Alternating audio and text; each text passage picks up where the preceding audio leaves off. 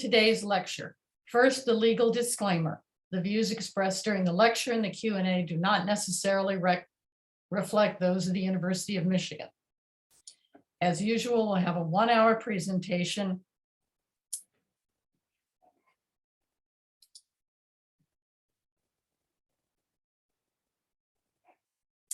And followed by a 30-minute Q&A.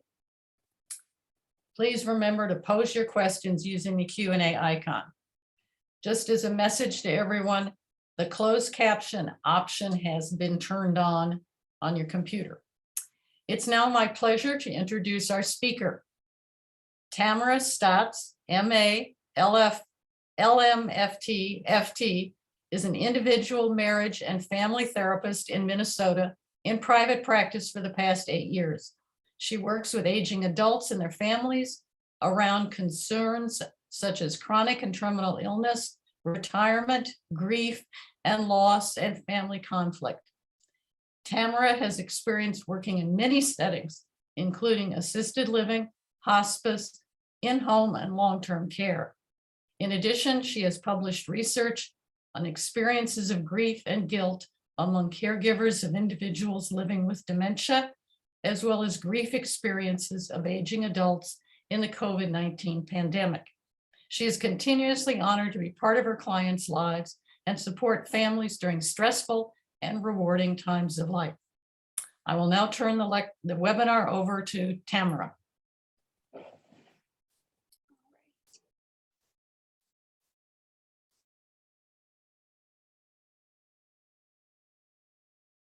I'm assuming you can see my screen.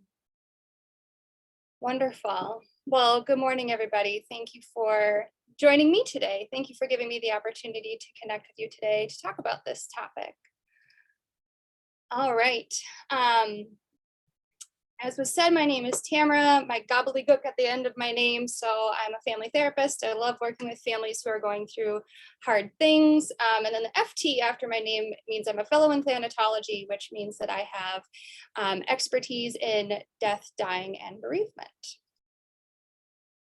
Oops, 1 second. I just need to be able to see the chat.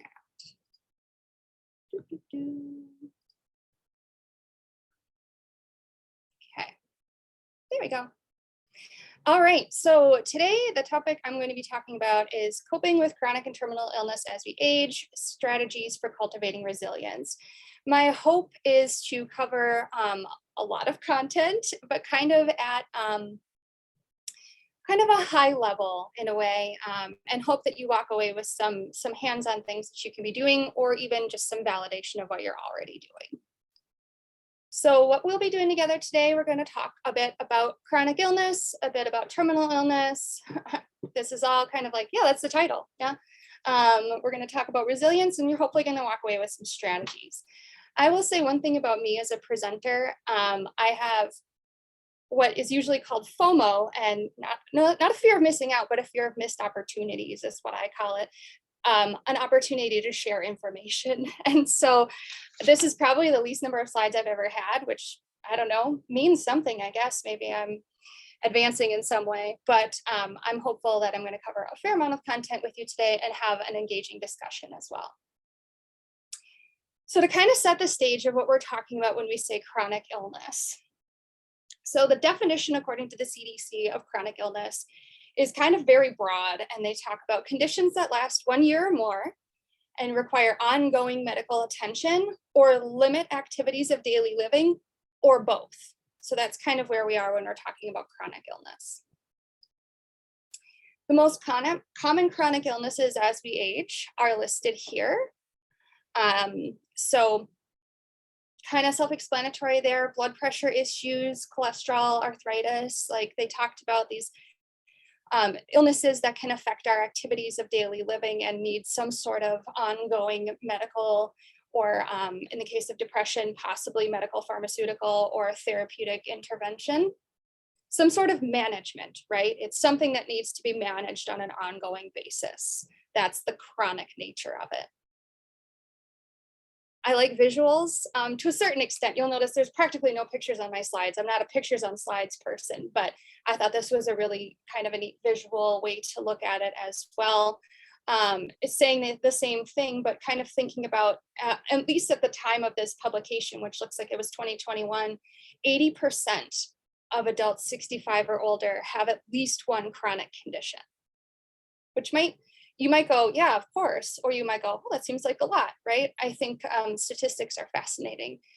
And then 68% have two or more of those of the chronic conditions, not necessarily one of these are just the most common, but there are of course other chronic conditions that people have. They kind of break down at that point in time, adults age 65 plus, what chronic conditions they were dealing with. If you didn't gather from my talk with Jessica Finlay last week, grief and loss is one of my areas of passion as a human and one of my areas of expertise as a clinician. And so I think part of when we have a conversation about chronic illness, it's in some ways, I'd be remiss to not talk about grief and how we experience grief and loss when we are living with chronic illness. A lot of times people who are living with chronic illness will talk about having a sense of a loss of control, a sense of a loss of control of their body, of their day-to-day, that it's controlled by having to go to get dialysis, that it's controlled by having to keep track of their blood pressure or whatever kind of chronic illness that they're managing, that there's a lack of control over their life in some way, that something has changed there. People will talk about having a sense of a loss of productivity. I think also this can be kind of tied in with, if we're talking about folks 65 plus, a lot of times, not all the time, but a lot of times it corresponds with retirement, which is another area of interest of mine.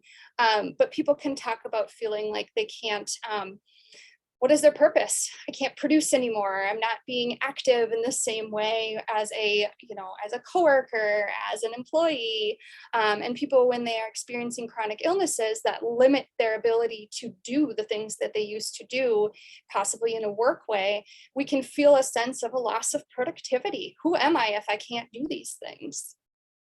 And then kind of on the more fun side, people can talk about a lack of, not those work portions of things, but a loss of ability to do the hobbies, right? The fun stuff, the golfing, because I can't stand as long as I used to because I have Parkinson's. I can't use my hands in the same way. My mobility has changed. And so experiencing those chronic illnesses and how it has changed our ability to do the favorite things that we enjoy, changing our day-to-day in that way. A loss of friends. I talk about it a lot with clients, whether it's chronic or terminal illness or caring for someone experiencing those. People rise to the occasion or they don't, in terms of supporting us and being there with us. And sometimes, unfortunately, it filters out some friends that we thought were going to be there for us and they aren't. And there's a lot of reasons why that happens, and some of them are understandable to a certain extent. Our experience of chronic or terminal illness can bring up feelings of concerns about for our friends about their own mortality or their own, ability. If my friend can get diabetes, so can I. Will I be next? And sometimes people distance themselves from us, which is really painful. And so there can be a loss of friends, a loss of friendships. Can feel a sense of a loss of self. I think that gets kind of into the identity piece of, I am not an autonomous, free-moving person in the same way that I once was. And then there's that anticipatory grief piece of what I mean when I say that is kind of like grieving a potential future loss. We don't necessarily know for sure that the thing is going to happen, but we are kind of, put very simply, grieving ahead of time, sort of, right? As we anticipate that possible future loss.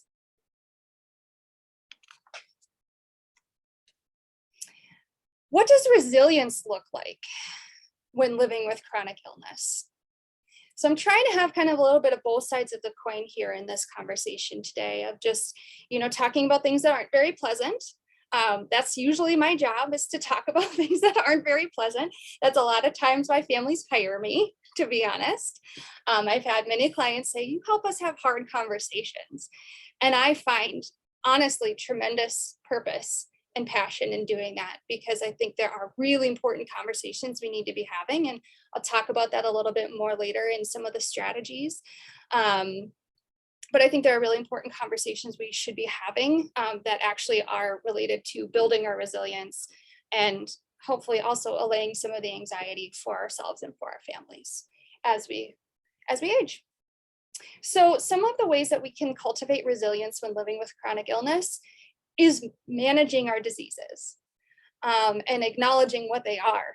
And that might, some of these different tips that I have might seem kind of duh to some folks, but they're not to a lot of folks, right? We can deny that we have noticed some chest pain. I have an uncle who just had a quadruple bypass because he ignored for 2 years that he had chest pain. He should probably be dead, but he's doing okay now. But he ignored every day that he had some chest pain, and then it escalated severely.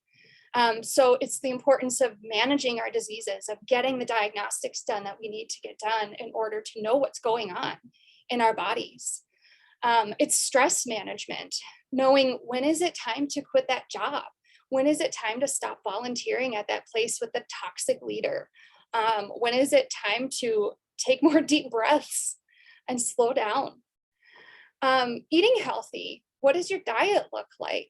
Eating is, I mean, these very, what feels like very basic, of like, yeah, I need to eat healthy, yeah, I need to exercise, I need to sleep. We all need to be doing these things at all ages. Absolutely need to be doing these things at all stages of life.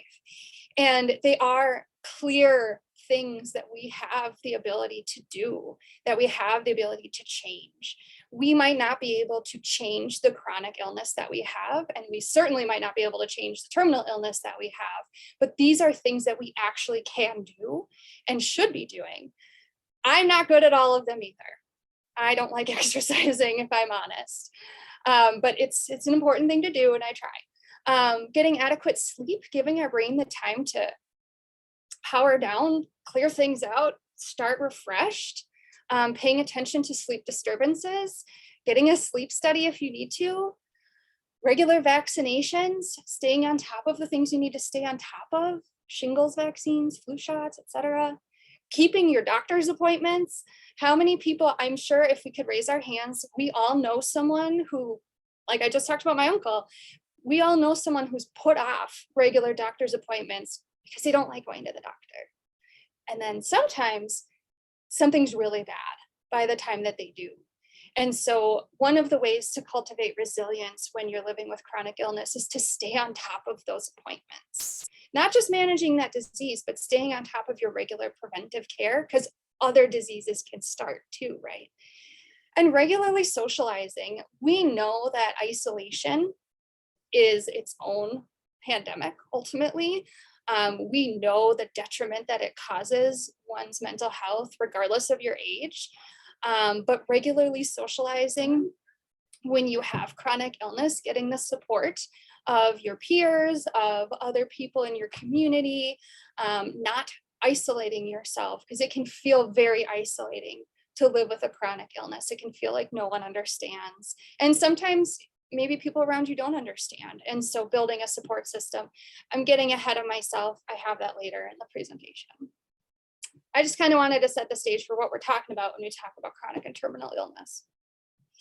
So moving on to terminal illness. So the definition of a terminal illness is an illness or condition which cannot be cured and likely will lead to someone's death. It's also sometimes called a life-limiting illness. These are the most common terminal illnesses, particularly as we age.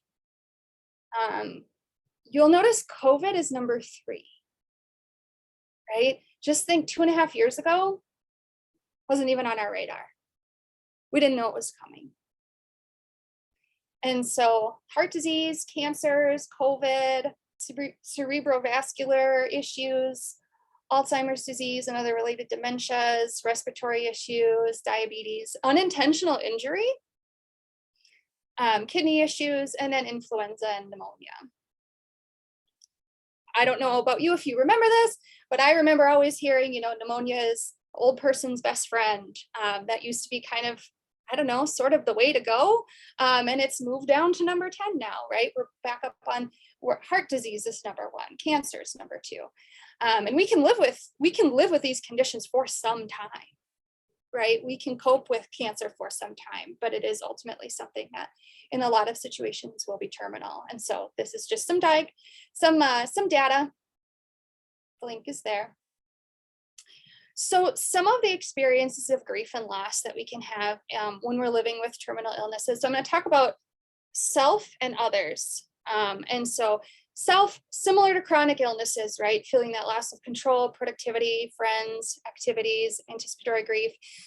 I've also had a lot of clients speak of this experience of kind of your body betraying you, especially when you are cognitively sharp as a tack, right? And so like, what is kind of that top down of like, my body is betraying me. It's aging faster than I want to. It's declining. I'm not ready. It's not holding up to what it's supposed to be doing. We can have a sense of unfinished business, whether that be, figuring out some stuff with family that we have conflict with, literally finishing the work that we've been doing, or the hobbies we've been doing in this life that I just don't have enough time. Can be kind of that sense of a loss of time and an inability to finish what we had started. And for others experiencing their grief and loss of someone else who has a terminal illness, they can feel that anticipatory grief as well, just like what's to come, that upcoming loss that they're going to be experiencing, or possibly kind of thinking through the decline that they might see.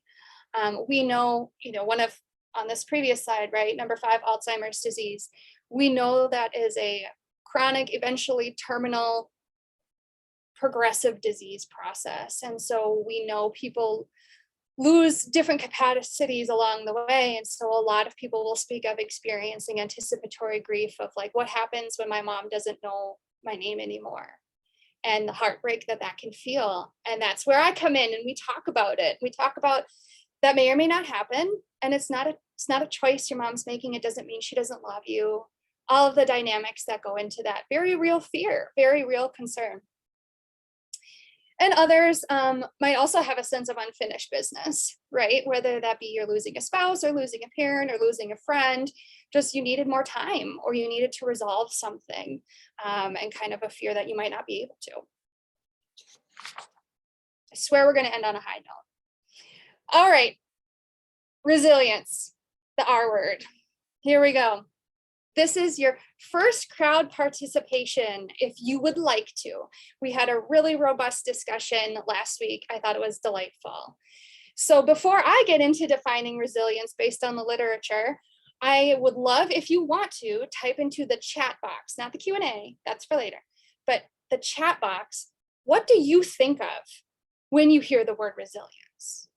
And I'll give you a couple seconds. I'll take a sip of coffee. If you want to type in, what do you think of when you hear the word resilience?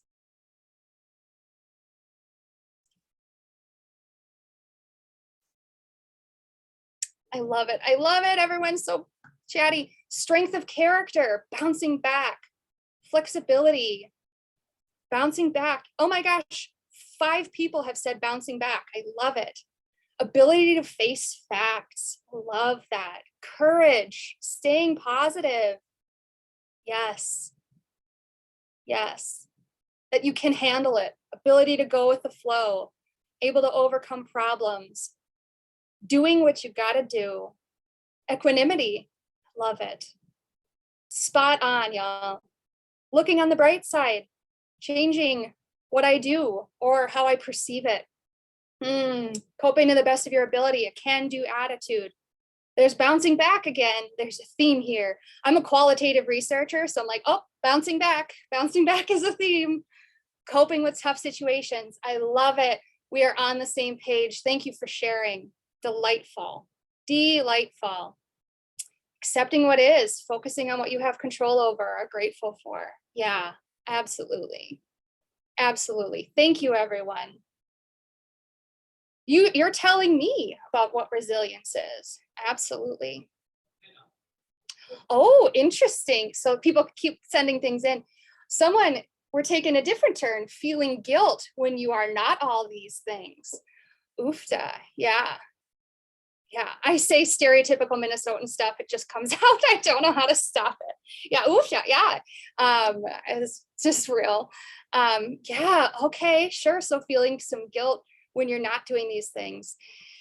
Sure. I mean, we are our own worst critic, right? And I like to say we are also our own best advocate, right?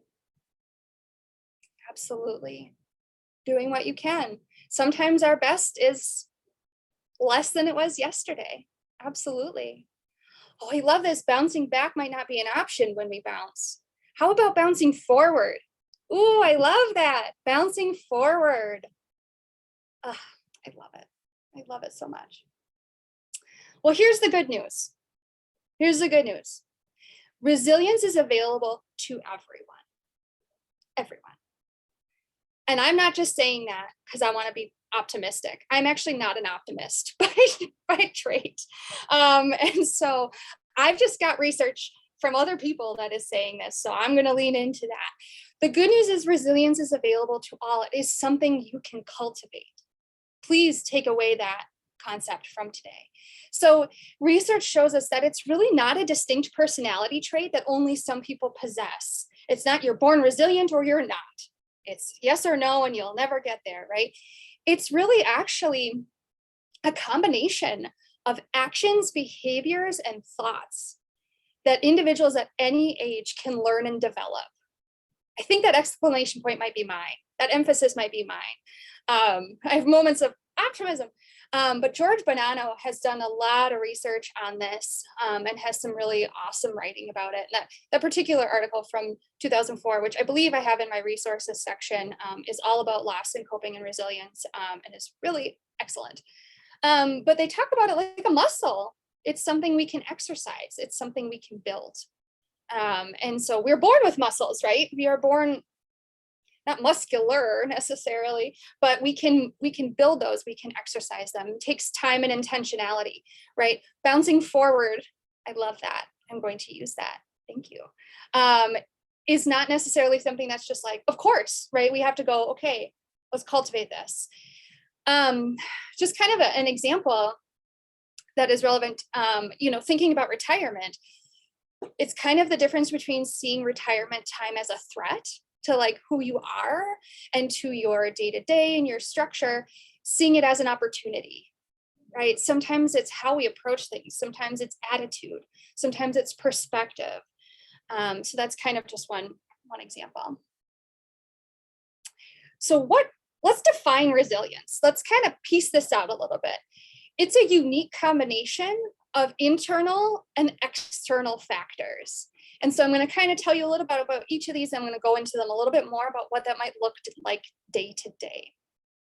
So these internal factors, you already talked about it. You've already given the talk. I don't even need to be here. Positive attitude, right? Effective coping skills. These are those internal factors. Healthy thinking.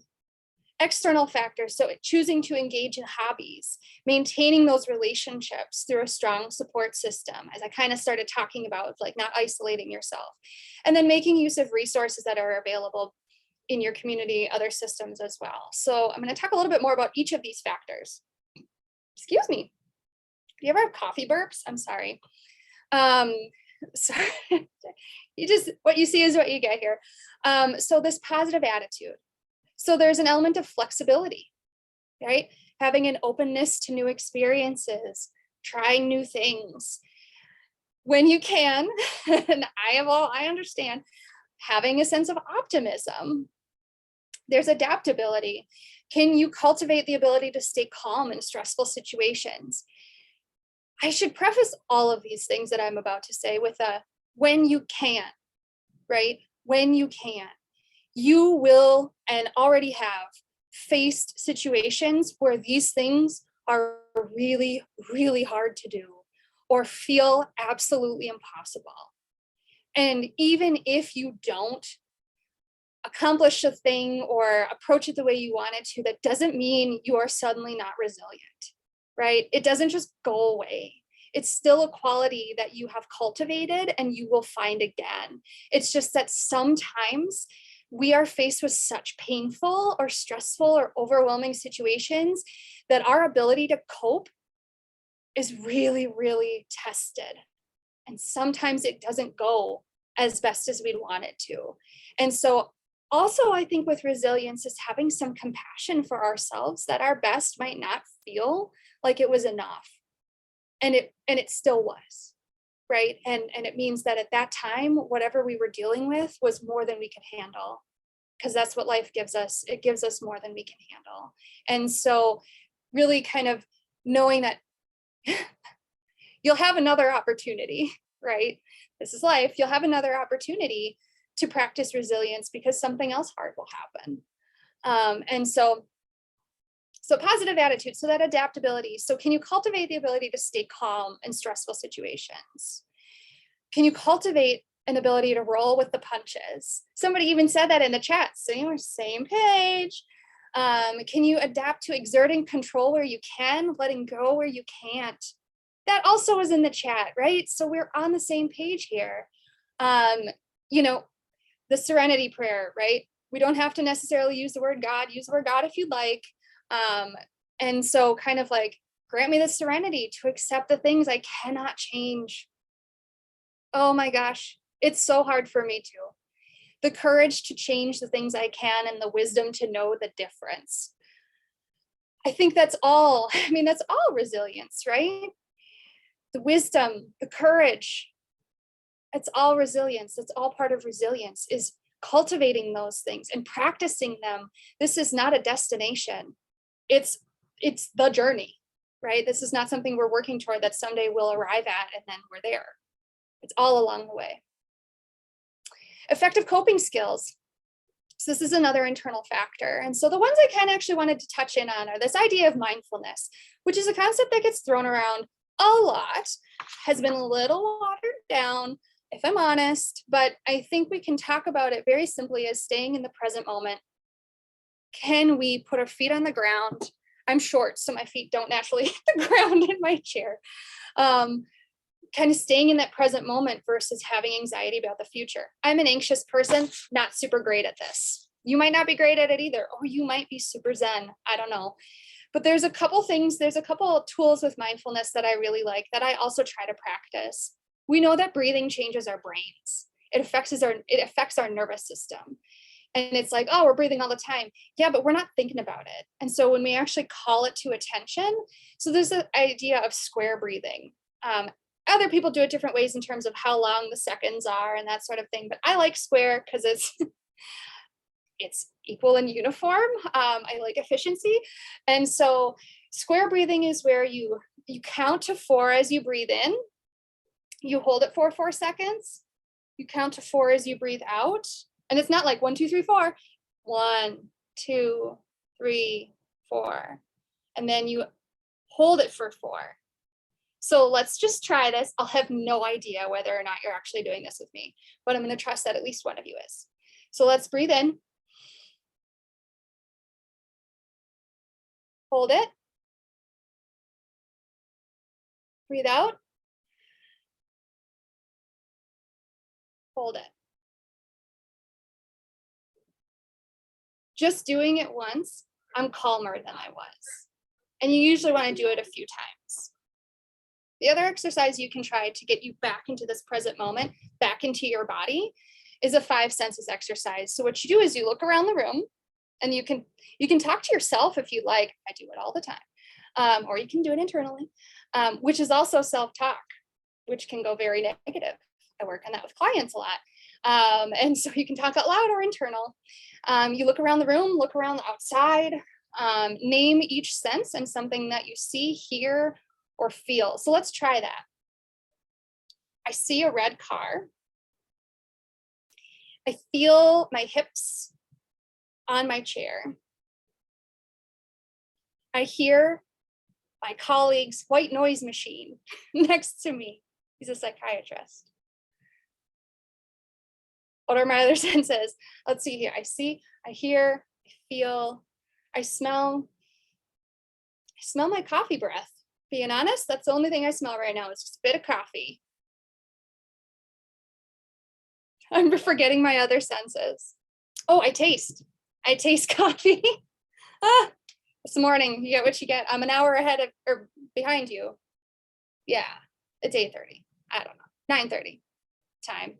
Anyway, 5 senses. So really getting you into like, here I am in this body, in this room, or in this car, wherever you are. Don't do it while you're driving necessarily, but just kind of getting you into this moment, because we can really get into all sorts of other moments when we let ourselves do that. So those are just some exercises you can try. Healthy thinking. And so creativity. So I'm not going to tell you I'll tell you a little bit about the whole story. So the idea of creativity. When I initially thought of creativity years ago, I was like, oh yeah, art, drawing, painting, sculpture, whatever, that's creative. Never thought of myself as a creative person, never. And I was talking with my cousin, who's a hairstylist, and I actually like to do hair on the side. I'm not trained to do hair, but I do mine, and I do friends and family, and I have for 20 years. And she said, of course you do. You're a creative person. And I said, what? No, I'm not. What are you talking about? And she said, well, you look at something and you think about what it can be, and then you take the steps to make it that. And my mind was blown. I was truly, honestly, I thought, I never thought about it that way. I never thought about vision, like envisioning something. I never thought about problem solving is creativity. And you're probably far more advanced in your self-actualization than I was 5 years ago. But I have come to see myself as a creative person, and I can't tell you how freeing that is, and how kind of like invigorating that is to realize that problem solving involves creativity. How neat. It's accessible, right? It doesn't mean I need to be a painter. So healthy thinking, utilizing your creativity, leaning into your ability to problem solve. Paying attention to those negative thought patterns. That's that negative self-talk. I have a client who tells me it's her biddy, the voice in her head that is saying not nice things to her. And we go, sounds like the biddy's talking again. Well, can we talk to her? Can we talk to her and say like, thanks for the input, not today. And there's this idea, don't believe everything you think, which can go like, okay, I see what that's saying, right? We have so many thoughts throughout the day, throughout the night too, right?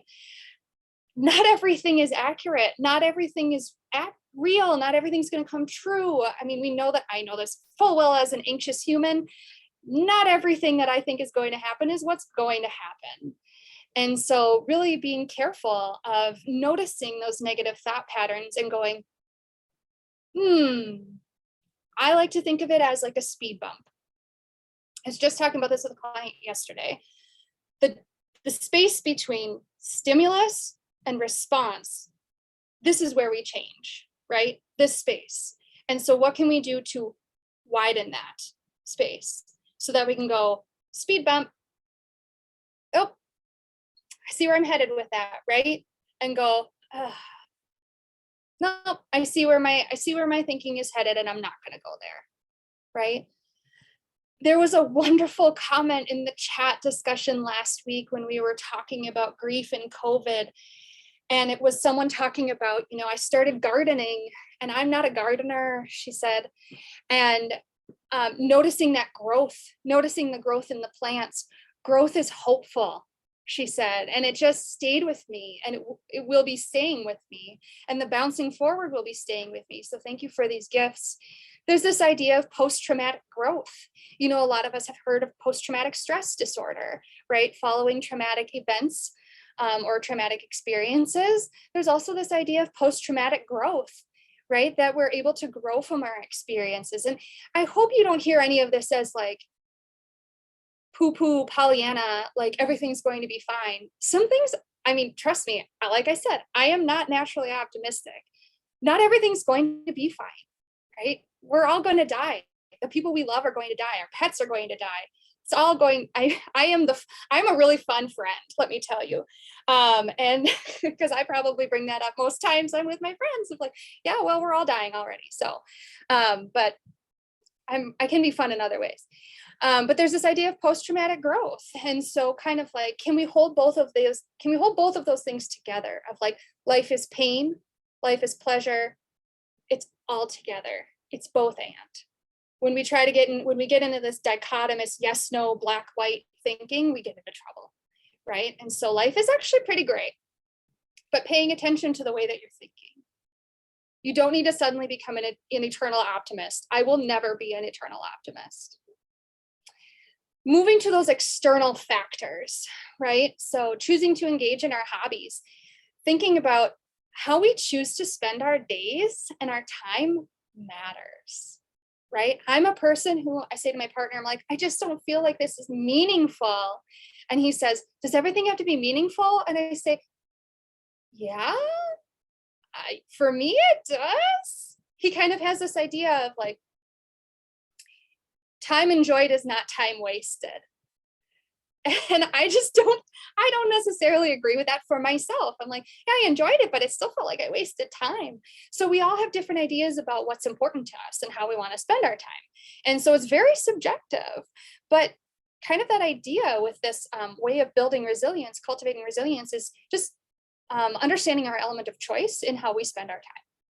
Thinking about what brings you a sense of purpose, right? This isn't necessarily, you don't have to put it in the chat, but just kind of reflecting for yourself. What brings you a sense of purpose? It doesn't have to be creating more widgets, right? Or showing up to work every day. Sometimes it's being there for your grandchildren, being there for your cat, making your bed. I'm a bed maker. I make my bed every day. Otherwise I feel chaotic. Understanding it's okay when you think about your hobbies, it's okay to grieve what you've lost. It's okay to grieve that you've lost the ability to go golfing, that you can't drive your boat anymore because you have a tremor, or because of the medication you have to take says don't drive heavy machinery.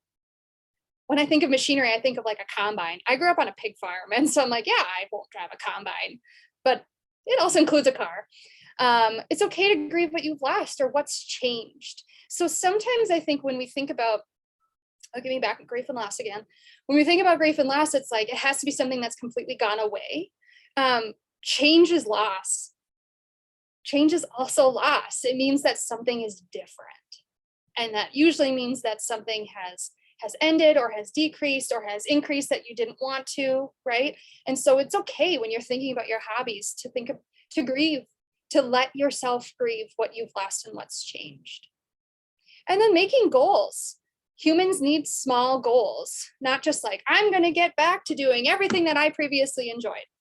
Maybe not, but I'm going to get back to going shopping once a week, right? Or whatever the thing is. Making small goals that you can accomplish and then making a new one. The next external one is maintaining relationships through a strong support system. So we started talking about this a little bit in the beginning, but prioritizing your relationships. Again, in challenging times with chronic or terminal illness or caring for someone experiencing either of those, sometimes people rise to the occasion and sometimes they don't. And so really leaning into the relationships where they do. Connecting with people who understand you. I put that in capital letters on purpose because I have so many clients. I just had one yesterday talking about like people just don't get it. They don't understand what it's like when I'm grieving the death of my adoptive mother, right? There's complexity there. Connecting with people who understand you and what you're experiencing. You might be a person who needs those people to have gone through something similar, or maybe not, but that you can trust, right? That you have a trusting relationship with, that you can be honest with when you're struggling. We can feel like isolating ourselves, right? During times of stress and pain. And it's okay to turn inward. That doesn't mean don't turn inward. It also means we need to be able to lean on the people around us. And so it's important to accept help. It's important to ask for help. We're not necessarily usually very good at that in the Midwest. Like, I don't want to be a burden. Don't want to be a burden. I even have clients say that to me and I'm like, You are paying me to help you. I want to help you. That's what my life's work is to be here for you. And so kind of taking that, like, I don't want to be a burden, and kind of like, yeah, we're going to just like put that behind us, because the thing is, we need to be able to support each other. We need to be able to ask for help. And so joining a support group, if maybe your peers have not gone through what you're going through, joining a diabetes support group, joining a caregiver support group of caring for people with dementia. You might be one of the first people in your cohort going through that experience, which can feel very lonely. And so leaning into areas with people who have gone through that. Or I've had clients start support groups. I've had clients who had cared for someone with dementia and they died. And then when they felt ready, were actually a facilitator for a support group of caregivers, specifically spouses who were caring for someone with dementia, and they found it tremendously purposeful. And so sometimes we are receiving support and sometimes we are giving support. And finally, making use of the resources available to you. So thinking about what's available in your community, what services are there? What neighbors do you have? Are you staying up to date on your health care? Is your doctor really far away? Do you need to transfer care to someone closer because the drive is becoming too much? Are you managing your chronic illnesses? Do you know that something might be going wrong, but you haven't wanted to go find out about it? You're not making use of the resources available to you. And so utilizing what's available, and also preparing and planning ahead. And I'm going to harp on that a bit in our next section. So get ready. But making use of those resources that are available to you. Okay, crowd participation again. If you want to share, what have you done to cultivate resilience as you age?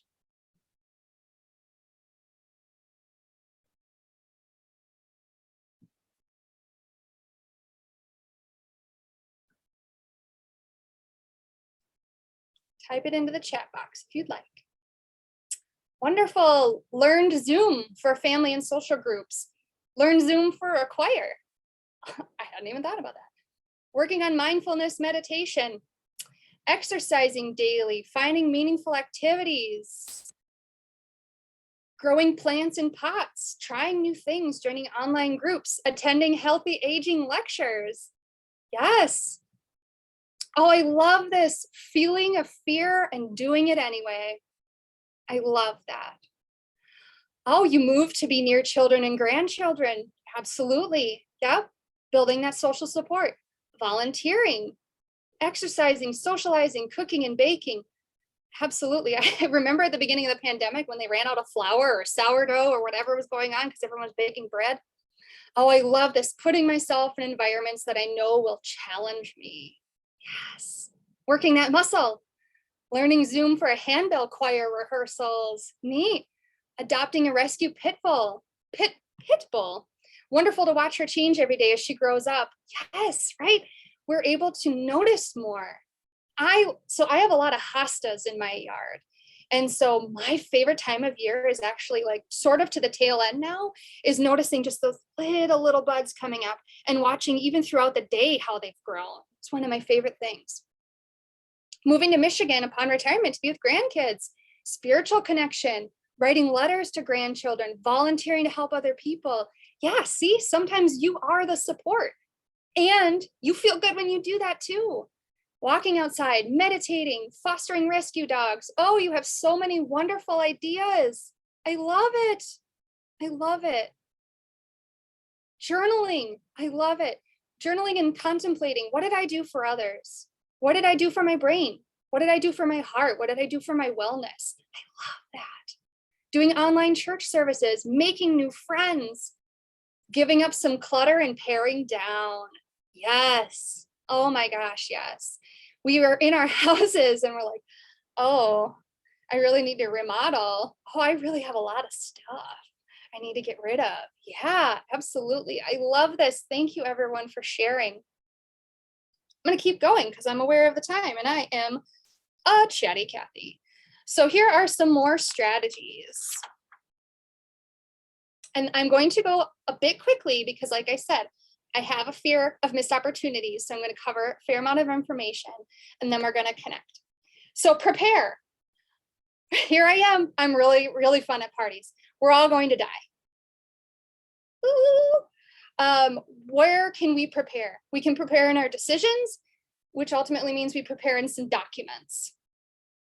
We can prepare by seeking care for our physical health. And so a third of adults, this is a statistic related to the pandemic in particular, but it was a little hard for me to find the statistic for 65 plus, which is perplexing, but a third of adults aged 18 to 64 decided to forego or delay medical care in the early months of the pandemic. We have data about chronic illnesses that advanced because people didn't seek medical care, and in some situations couldn't, right? Because elective procedures were canceled or rescheduled or that sort of thing, right? So we sometimes didn't have a choice necessarily about what we could seek. We prepare by taking care of our mental health, right? Oh, here's this. Here's a prompt for myself to put in some content, and I forgot. Stats about mental health in older adults. When we know as time goes on, older adults, as generations change, are more amenable to seeking therapy. Most of the time, I am my client's first therapist, which I love because I get to set the bar really high, right? And it's also sometimes challenging because sometimes folks have unrealistic expectations of what I can do for them. They want me to interpret their dreams or tell them, why am I waking up every day? And other heartbreaking things like that. But seeking care for mental health. Building your support system. What does it look like to connect with your adult children in a different way than you maybe previously did? It can be hard. It can be hard to feel like there's a role reversal. It's hard for everyone, right? It's hard for them. It's hard for you. Leaning into your neighbors. Who's around you that's nearby? Leaning into your friends, whether you are supporting them or they're supporting you or both. Staying connected to former coworkers, even though your relationship has changed because you might not be working anymore.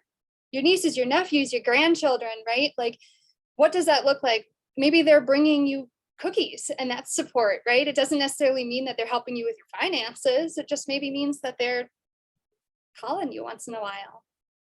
And sometimes we have paid support, right? Sometimes we have a company in Minnesota called Joyful Companions, which is usually what I have my clients sign up for. It's companions, right? They're not coming in to necessarily help you shower, but they're coming in to help you cook, help you clean, right? Sometimes that's what we need. Sometimes we need someone who's not family. Sometimes family isn't the answer. Just gonna drop that bombshell right there. Sometimes it's not family that we need. Getting your ducks in a row. Cute little ducks, getting them in a row, getting your documents in a row. This is part of resilience. Resilience is not just how we think, right? I hope you have gathered that by now. It's not just how we think, it's also what we do. And some of it is this boring, arduous, can be expensive, sometimes it's free, unpleasant things for us to do. The thing to remember when it comes to aging in later life, your documents, your wishes and plans can only be carried out if they're known. People don't read minds, right? And it's hard when something happens and it's like, no, I know mom didn't want to be resuscitated. No, I knew she did. Well, that's not going to go well, right? And so having a will, having it laid out where you want your property to go, having a living will about what you want for your end of life decisions, talking with your doctor about an advanced care plan or other facilitators. I'm a facilitator of those discussions.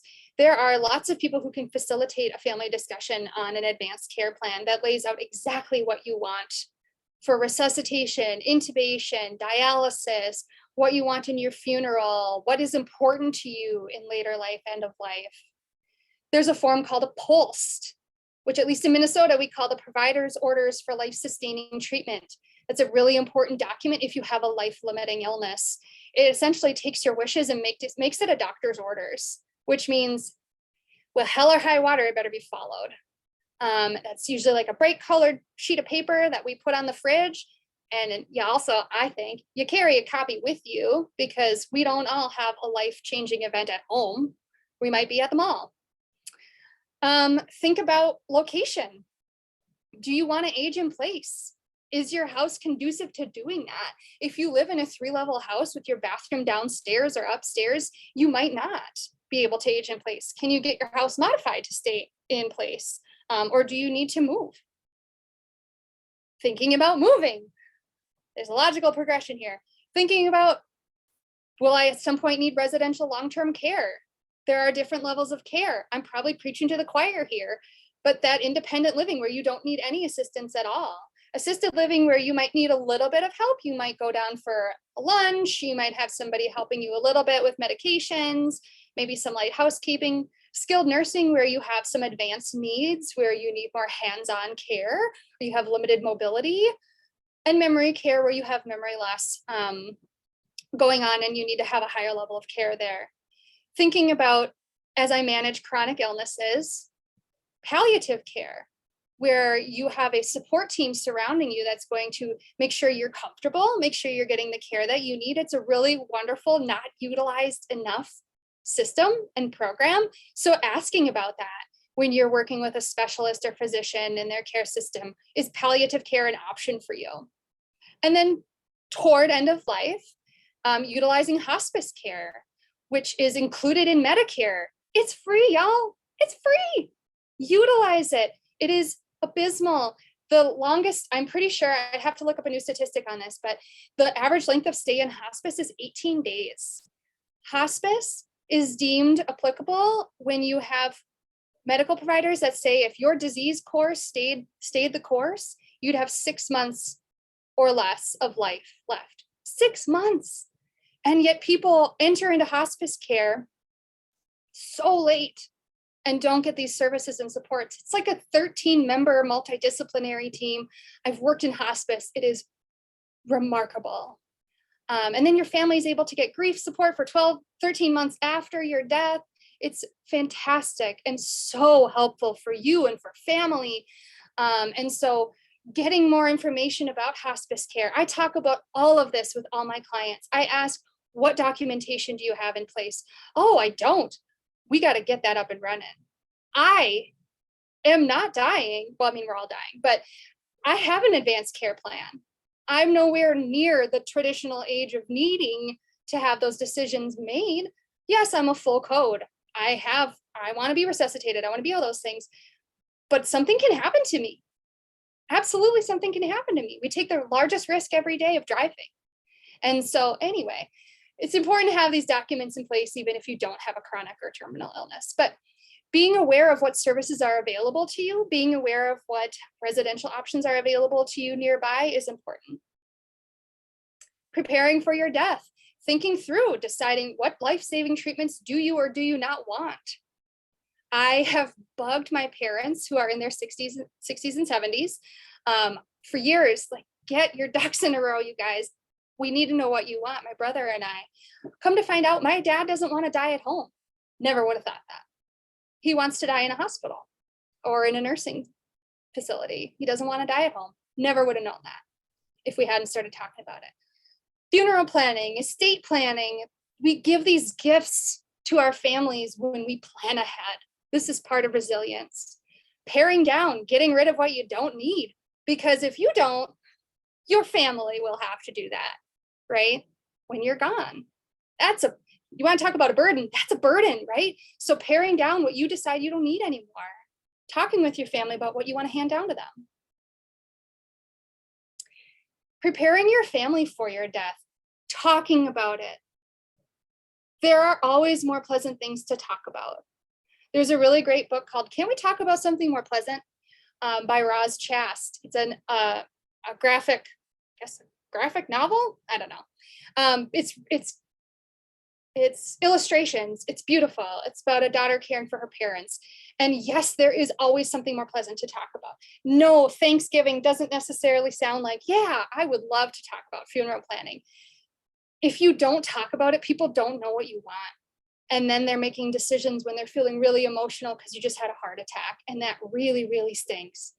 And so having these conversations, if you feel like you can't have them, bringing in someone neutral who can facilitate them, whether that be a therapist who knows end of life stuff, or that be an advanced care planning specialist who knows those decisions and can help you navigate the realities of what resuscitation looks like for someone in their 80s, right? It's not like it looks on ER and Grey's Anatomy. That's not what happens. And so thinking through the realities of what these interventions might look like, talking with your family and preparing your family. This element of resilience of preparation means that your family hopefully won't be surprised by your decisions and wishes, right? So that when it all comes down, because it does, and it will, that they go, I know this is what mom wants, and so we're going to lean and we're going to do what mom wants. It's not the burden of I have to decide what I would have thought mom would have wanted, and then we've got this sibling's input and dad's input and all of these stakeholders, right, in conflict, but we need to decide today. And like, if you have it written down, they know what to do. All that to say, I told you we'd end on a high note. I told you we would end on a high note. You are already and can continue to be resilient. You already possess some of these resilient qualities. So many of you commented in on the exact stuff I was going to talk about today, which is so beautiful and validating, and I hope is validating for you of like, you're on the right track. Keep going. And so you likely already possess some of these resilient qualities, whether they be internal or external things that you're doing. You can grow and cultivate resilience over time. It's not something that just goes away. It's something that you can build. And I really hope that you hear this message as hopeful, because it is. That's the point. Some resources. You'll be getting a copy of these slides. So these are resources that I cited throughout the slides. And then here's some more information on end of life documentation. There's an honoring choices example directive. We use that a lot in Minnesota. You would have to find out from your state what they want you to use there. Everything's a little different in terms of if it needs to be notarized or it needs to look like this or that. There's an example of what the post looks like. And then there's a newer website I haven't dug into a ton, but I heard about recently called Thanacare, which is a service and a website to help you navigate documentation. Thank you.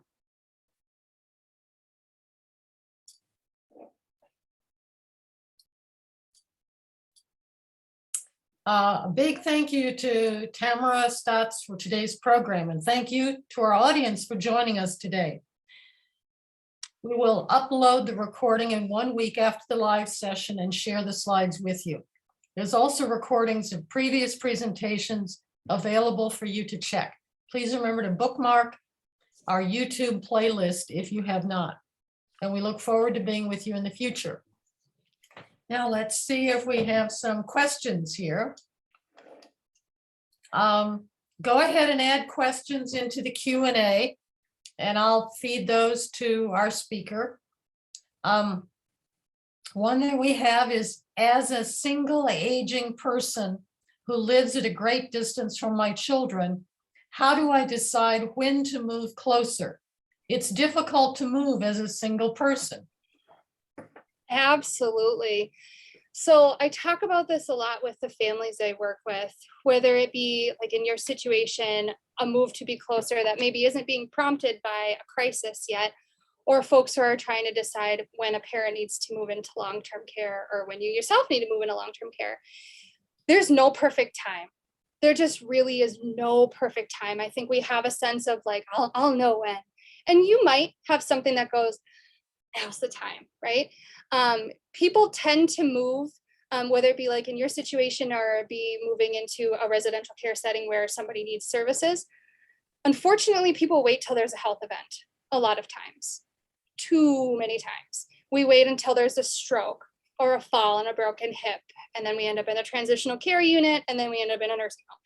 So I err on the side of caution of, if you have an idea that at some point you're probably going to want to move closer to family, why not brainstorm what that looks like? Why not start having those conversations? We don't know how much time we have in this life. And so start having those conversations so that your kids aren't surprised.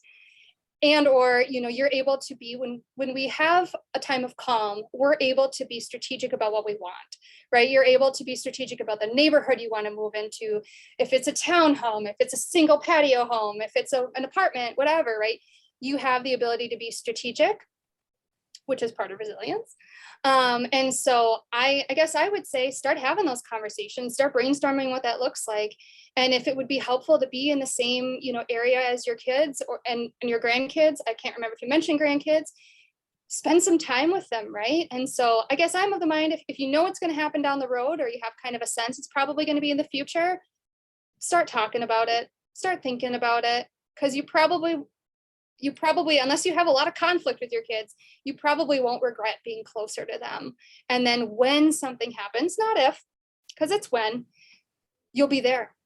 And they won't have to fly to you or feel like now they have to make a decision and they have to bring you there. It's so hard when we make moves after a health event versus being able to be strategic and plan ahead. So in both the chat and the Q&A, we have a number of people who are thanking you very much for a terrific presentation. They much appreciate your candor and passion and really like the information about resilience. And then one was, love the UUFTA response, which you might want to spell out to the audience that may have forgotten. That's UFDA. And I'm pretty sure in Minnesota it's OOFDA. I could be, I think that's how I spell it, but yeah, yeah. Okay. And then another compliment, Tamara, you're an exceptionally fine speaker, such personality and compassion.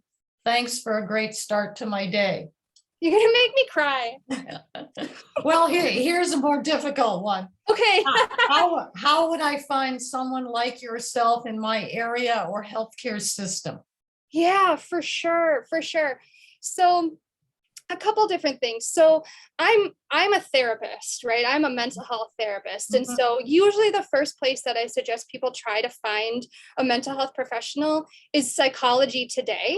Has a website. They kind of have it cornered. They also work the Google algorithms to show up first. Right. So if you go to psychologytoday.com, there's a little therapist finder and you can search by your zip code.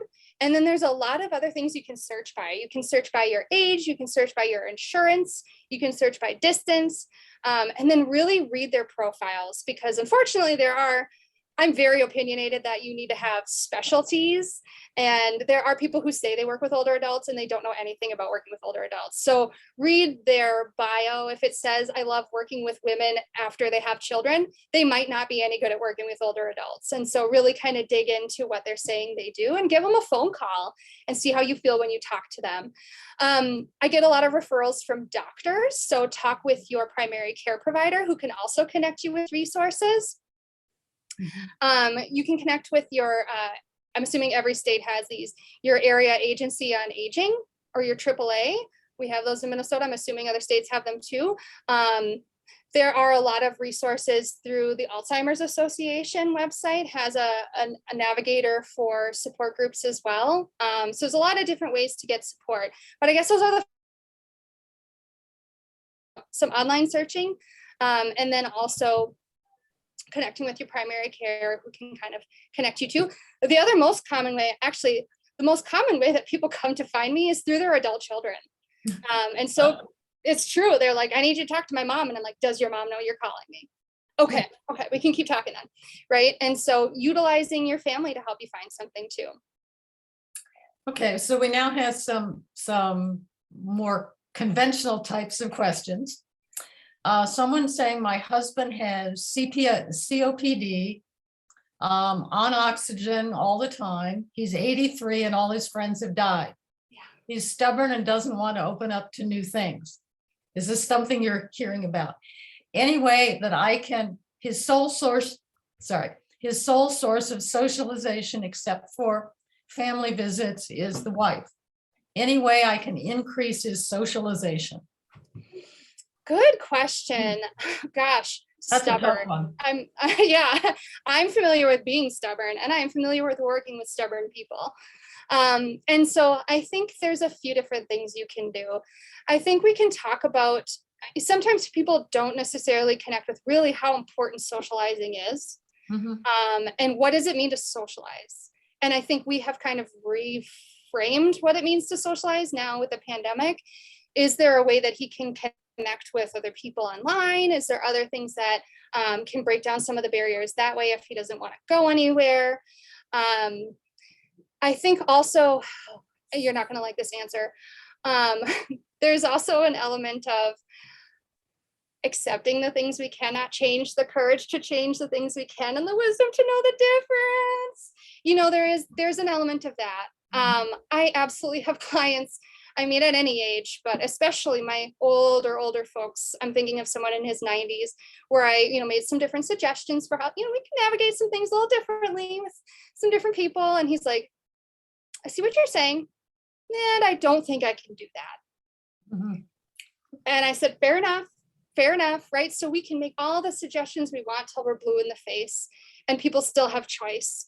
And so I think it's also for you in terms of managing it for yourself and how you cope with the reality of what's going on, of knowing when you stop pushing, even though pushing it's a good thing, right? It's the right thing to try to help someone get what they need in terms of connection. At some point, it might be too much, and it might not be working. And so you don't need to keep pushing if it's not working. You probably don't like that answer. But I'm not in the business of telling people what they want to hear. Okay, we'll go to another one then.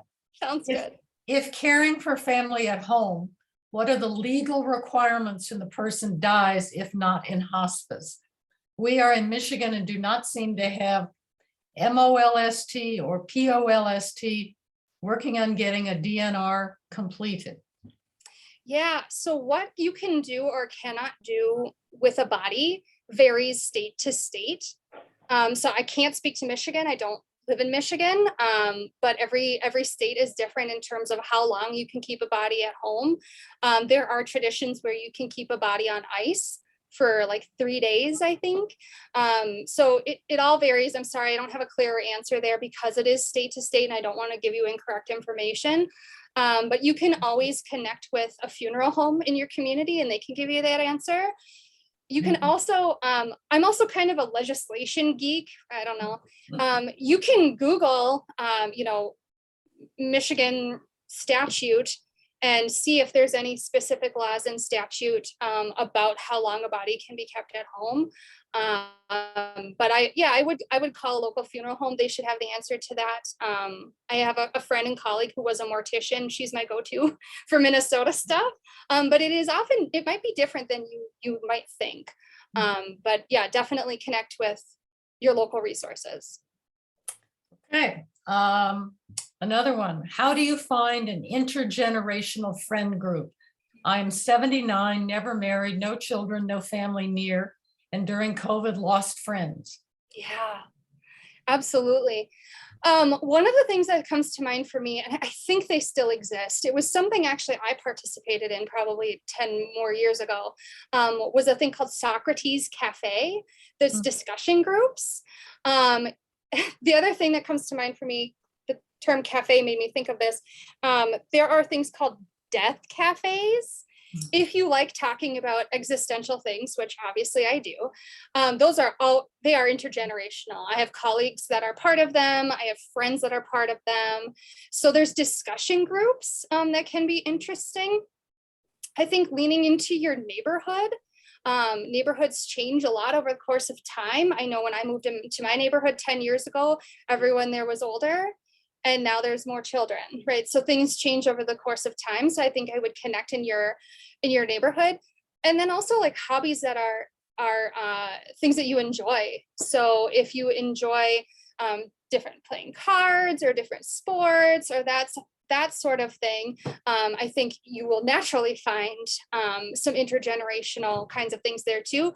You can also, I'm sure this is in other states as well. We have some like daycares that are partnered with assisted living locations. And so you can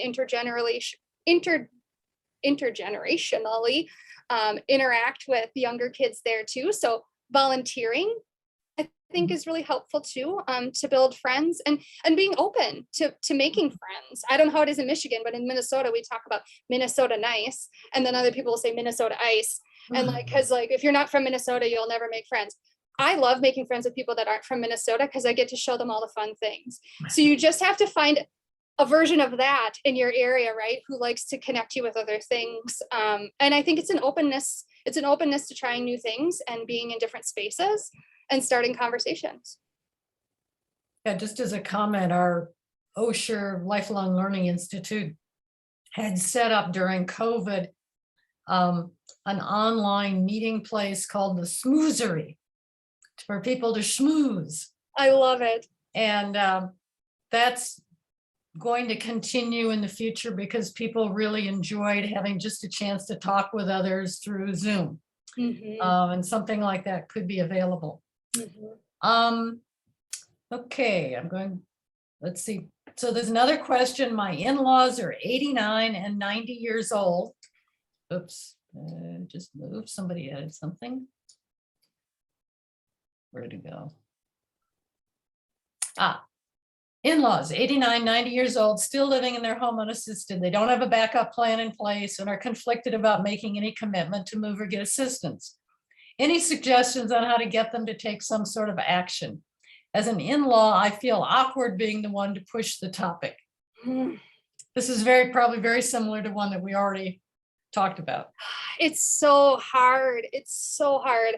And I think to really kind of emphasize that in-law dynamic, to really, yes, that in-law dynamic is so challenging. I have clients who are the in-law and the adult child who they're partnered with is like, I don't need to do anything yet. And she's like, are you kidding me? I work in healthcare. We need to be planning ahead, right? And so it can feel very challenging to be like kind of once removed, but sort of involved and still connected.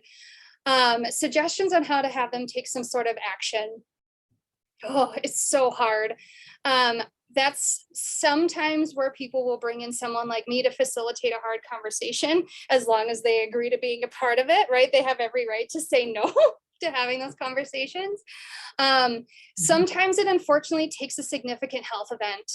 There are so many times where it takes some sort of as a stroke or a fall or something really bad to happen for people to have their wake up call. And I hate to say that because it's not the answer that you want to hear.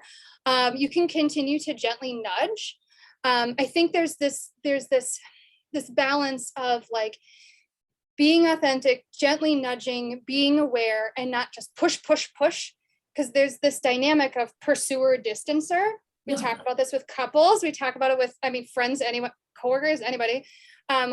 Sometimes the more you pursue, the more they distance, right? And so being aware of, is the approach I'm trying working?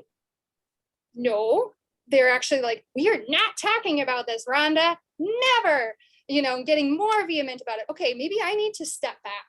Maybe I need to cool it a little bit because my approach isn't helping. But I think there are ways to have, try to have gentle conversations, coming at it without shame. There's something that far too often, and families are doing their best. Don't get me wrong, they're doing their best. But sometimes a lot of my direction is like, not just constantly bringing up their deficits. So you're falling again. You can't make it up the stairs. Don't you see? Like, I don't know about you. I would not find that motivating, right? I'd be like, you leave me alone. I'm going to be very terrible to deal with as I age. I will be honest. I'm going to be very awful because I'm fiercely independent and I'm stubborn as well. And so, there are definitely times where being stubborn is a strength, and it probably got them through their life in some positive way. And here we are, and it's been a challenge. And so I think being aware of when to push and when not to push, knowing that you might actually be successfully planting a seed. You just don't know it yet. And also being aware of when you do bring something up, that you might not realize how shaming something can be. I have clients who are now successfully in a very similar situation actually as you. The in-law was the one that contacted me because her husband's like, yeah, it'll be fine. And she's like, no, it won't. Her mother-in-law is moving to memory care. She's moving out of her independent living home to memory care because that's where her decline has gone. And it took a doctor saying, you have to move. You have to move. This is a safety issue. You are at risk of harming yourself or burning your house down. So sometimes we have to have a professional be the one to say it, right? So you can also bring them to their primary care physician or have an assessment done, and I realize all of those are also things you have to get their buy-in to do, which is challenging. But people are independent, and I can speak for myself. I can probably speak for several people on this conversation. I'm not going to love when somebody tells me I have to move either. And so I think also having some slowing down and having some empathy for how hard it is to hear that and what it's like to say, like, I really don't want to do that. I really don't want to do that. And I hope that winding answer is helpful. There's a lot there. Okay, well, we have a few people who chimed in to talk about their experiences with getting together with other folks. One person says they belong to the Ollie Smooze, even though they're an hour away from Ann Arbor. Okay. Somebody else says there's Socrates Cafe is listed on meetup.com. And another person said our local Ypsilanti is a small town just east of Ann Arbor. The library system offers many options for connecting with people on a wide variety of topics. So those are some. So in terms of questions, got a couple more here. What do you think of the Conversation Project and its tools? Oh, I have some of their cards, but I must not have them here. I have several decks of cards of different things. So if I'm thinking of the right one, the Conversation Project, if I remember right, is a card deck. It's a project, but it's a card deck that has some prompts to talk about hard things, and specifically about end of life, if I remember right. I love card decks. I have several about aging and marriage and different things. I think it's great. I think whatever the tools are to get us to have these conversations, it's helpful. Because the thing is I just can't stress it enough. And you know it as well as I know it. There's always something else that we can be talking about. These conversations are hard. They're painful. We can feel like if we have them, we're going to speed something up, which we aren't.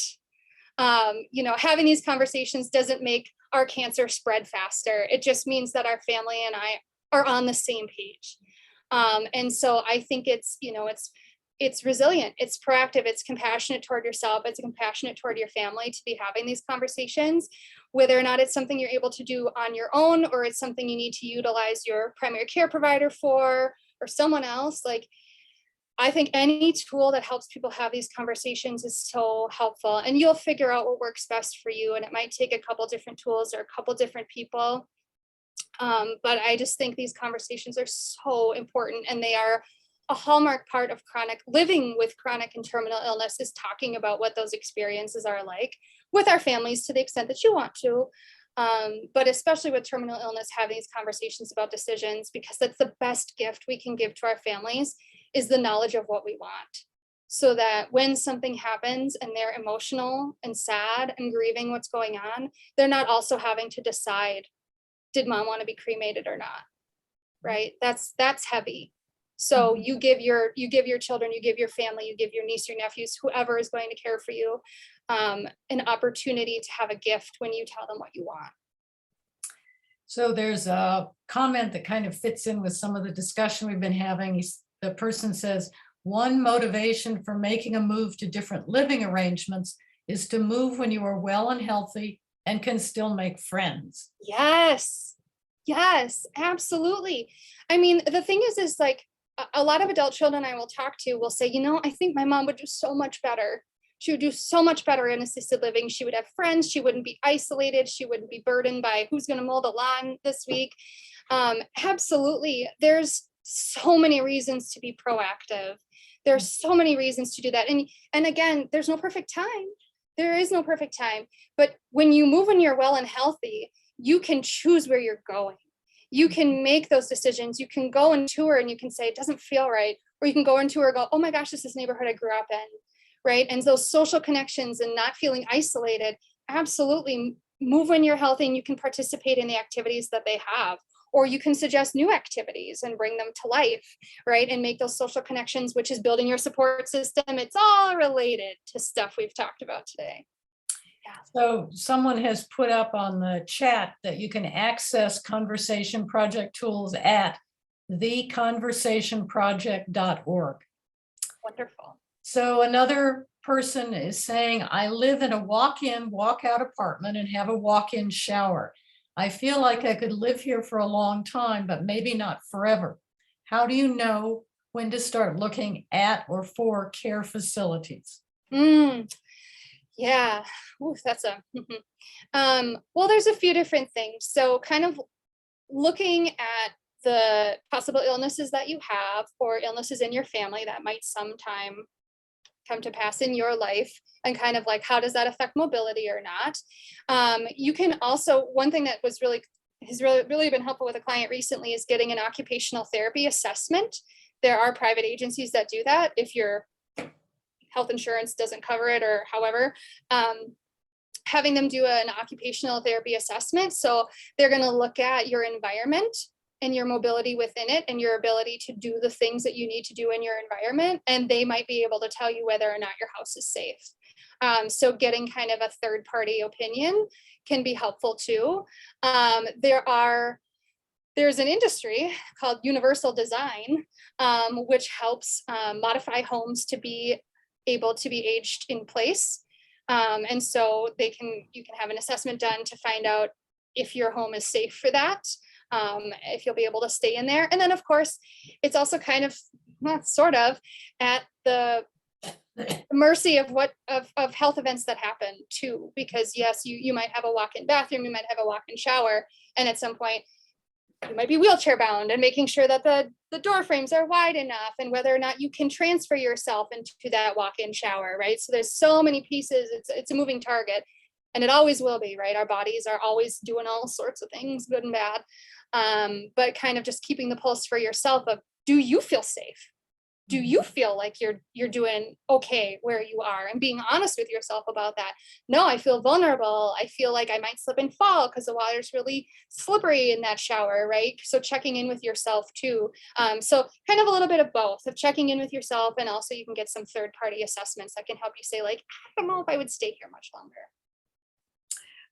So there's another person who put in some comments about Americans and their view of death and dying, saying only in America is death considered optional, is still pretty true. These conversations are hard, but a really important part of walking together. And that we are a people who solve and oversolve so much, and acknowledging death's inavailability goes against the grain. Yes. It'll never happen to me. Oh yeah. There's a comic I need to try to find. I saw several years ago that said death has 100% success rate. And it does, right? Like try as we might, it always finds us. It always does. And so I do think we societally, we are not the most advanced in how we handle this. I know that's not news. I do believe we are in the best situation we've been in terms of our ability to have these conversations, because the hospice movement has been around so long, because palliative care is becoming more of a commonplace name and service, because we have end-of-life doulas, we have all sorts of services that are becoming more well-known. I have friends that are end-of-life doulas and training to become them. And so we have more resources than we've ever had in a lot of ways. And people are deciding, I want to be composted when I die. Well, I want a water burial. I want a water cremation. I want to be naturally buried. Everything varies state to state and community to community, what you can do. But do your research. There are a lot of neat ways to go. I want to become a tree, right? So this is my optimism coming out. I think we've never been in a better place, honestly, as a country. And yes, it still kind of sucks, but like we're heading in the right direction of having these conversations and acknowledging that death is real and it's going to happen to all of us. And that if we want it to, I can't even say like go the way we want it to, whatever that means. But if we want to have a say, if we want to have any say in what happens in late life, end of life, we have to be talking about it with each other, with our families. We have to be writing down what we want. Otherwise, we're going to end up hooked up to all the tubes in a hospital. That's what's going to happen, because it's assumed, yes, our default is yes, intervene, yes, sustain life. And if that's not what you want, you have to have that documented. You have to have that written down, because otherwise the answer is going to be yes. And so really, this group knows, but these conversations they're not optional. They are absolutely must do. And the way that we change what happens in this country is by doing it. We are the change, the momentum to move forward, to change how we talk about death. So we have a couple minutes left, and one comment and two questions. The comment is, there's a book called Death with Interruptions. It's a wonderful book personifying death and looking at what would happen if there wasn't any death. So one of the questions is, how do I find private agencies to do the occupational therapy assessment? Sure, yeah. So I hate to be a broken record, but I would connect back with your primary care provider, because they're going to know what's in your community and they're going to be a great resource for you. Otherwise, honestly, a good Google search,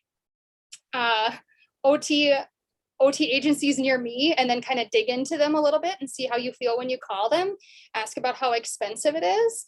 You don't necessarily need to get follow-up services with them in terms of them coming in and helping you with things, but they can just do a one-time assessment. I just had a client that did one with a private agency here in Minnesota. So those would probably be the two ways that I would suggest looking for it. And I think this maybe, well, let's see. One suggestion is what you mentioned before, also area agency on aging. Have that. Yep. What is the difference between palliative care and hospice? Okay, so in the US, mind you, because they're used a little bit differently in Canada. So, well, as they are neighbors very close north, we'll just take with a grain of salt. In the US, palliative care is a wraparound team approach when you're still seeking curative measures. So you can still be getting chemo.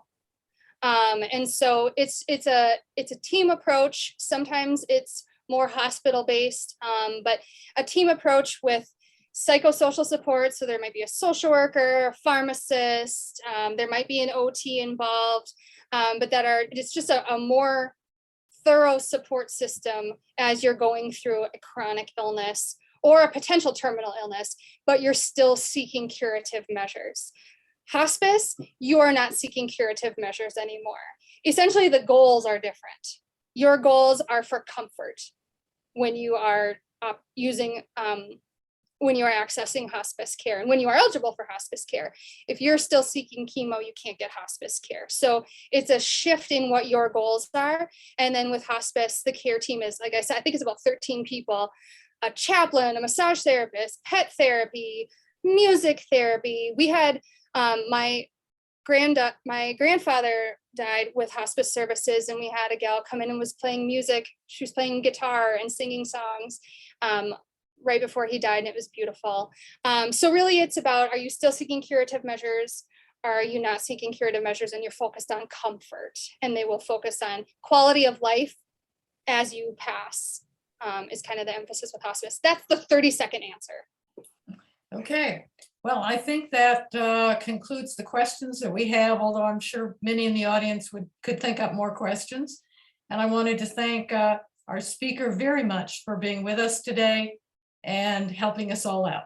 Thank you. Absolutely. You're welcome. Thank you for having me. Okay.